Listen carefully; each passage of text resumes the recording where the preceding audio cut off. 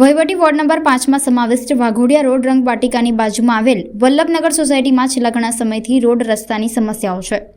આજે વિસ્તારના નાગરિકો વોર્ડ નંબર 5ના કાઉન્સિલર પ્રફુલ્લાબેન જેઠવાની ઓફિસ મહાવીર હોલ પાસે પહોંચી ગયા હતા અને આ અંગે રજૂઆતો કરવામાં આવી હતી.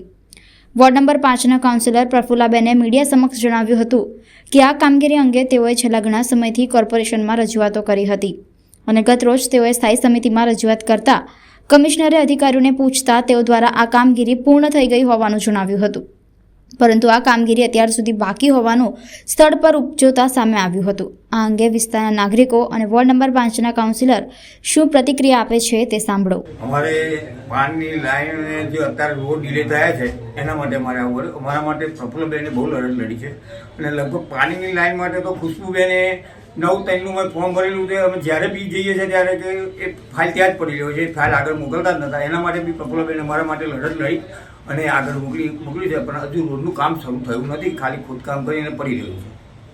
કયો વિસ્તાર છે આપનો? વલ્લભનગર સોસાયટી, બાપોર, રંગવાટિકાની બાજુમાં. કેટલા ટાઈમથી આ કામગીરી હાલમાં પેન્ડિંગ છે? લગભગ 1 વર્ષ થઈ ગયું. હા, આ 1 વર્ષથી તમે જ્યારે આજે રજૂઆત કરો તો પ્રફુલ્લાબેને તમે શું બાંયધરી આપો?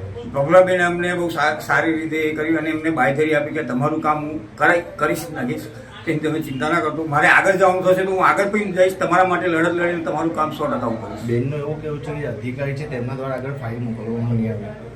હા, તે અધિકારીઓએ ત્યાં ઓફિસમાં ફાઇલ મૂકી રાખી હતી અને આગળ મોકલી નથી. જ્યારે બેને કહ્યું ત્યારે એ લોકોએ એનું પર નજર નાખીને એનું આગળ કાર્યવાહી કરી, પણ હજુ સુધી કામ પત્યું. જી, આપણો પરિચય? નામ? પટેલ વિષ્ણુભાઈ લક્ષ્મીદાસ, વલ્લભનગર સોસાયટી પ્રમુખ શ્રી. મારા વિસ્તારમાં વોર્ડ નંબર 5માં પૂર્વ વિસ્તારમાં મહાવીર હોલ પાસે મારું કાર્યાલય આવેલું છે. હવે મને પાર્ટીએ ચૂંટીને કોર્પોરેટર બનાવી છે અને પબ્લિકે બી મને મત આપીને જીતાડી છે, તો મારી ફરજ આવે છે કે હું એમનું કામ કરું અને મને કામ કરવામાં બહુ જ રસ છે.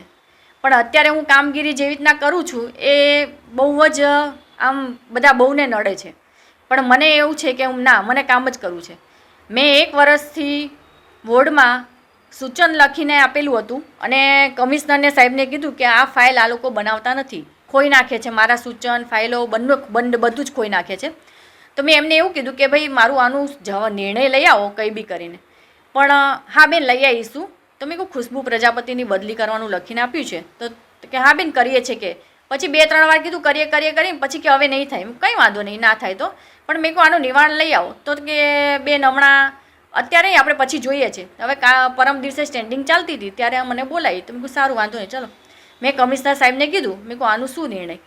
તો કમિશનર સાહેબે અધિકારીને પૂછ્યું કે આ કામ, તો કે એ કામ તો સાહેબ થઈ ગયું છે. તો કમિશનર સાહેબ એવું કહે છે કે બેન કામ તો થઈ ગયું છે, પણ સૂચન આપીએ, ફાઇલ બને, 10-80-20ની ફાઇલ ગ્રાન્ટની ફાઇલ હતી, તો ક્યારે ગ્રાન્ટમાં જાય ને ક્યારે કામગીરી થાય.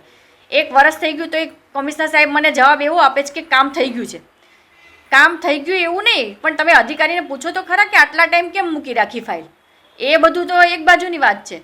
પછી શીતલભાઈ સ્ટેન્ડિંગ કમિટીના ચેરમેન છે, એમને પૂછ્યું અધિકારીને કે ભાઈ આટલા મહિના કેમ તે ફાઇલ મૂકી રાખી, તો એને બોલતા બંધ કરી દીધા કમિશનર સાહેબે. કમિશનર સાહેબ કે બેન કામ થઈ ગયું છે ને, કે હવે રહેવા દો. એટલે આડાવડો જવાબ આપતા હતા મને.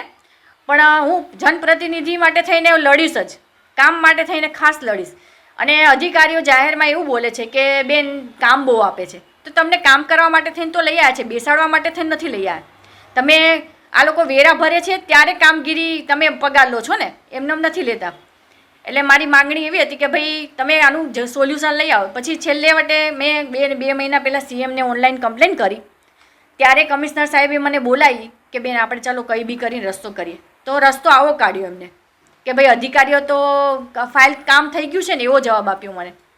કંઈ વાંધો નહીં.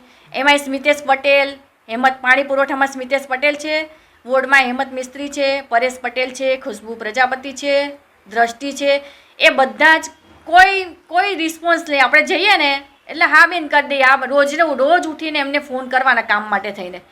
અરે તમને લેખિતમાં આપે છે તોય તમારાથી કામ નથી થતું. હાલમાં અત્યારે આશાલતાનું હતું મારી પાસે સૂચન. હવે આશાલતાનું એમને સૂચન મારું ખોઈ નાખ્યું હતું, ફાઇલ બી ખોઈ નાખી હતી. તો મને કે બેન હવે નવેસરથી કરીએ, હું ફાઇલ મોકલી દઉં છું. એકતાનગર, તિલકનગર છે મારી પાસે, બધા પ્રૂફ છે, હું તમને આપીશ બધું. એટલે આવી રીતના અધિકારીઓ જો કામગીરી કરતા હોય તો પછી આવા અધિકારીને ના જ રખાય. કામ કરતા અધિકારીઓને રાખો તો વધારે સારું. હવે એ તો એવું સમજી જ લેવાનું કે હું કામ માટે લડત કરતી, એ મને જાહેરમાં એવું પૂછે છે કે તમે કામગીરી બહુ આપો છો, તો સમજી જ લેવાનું કે એમને કામ કરવું નથી.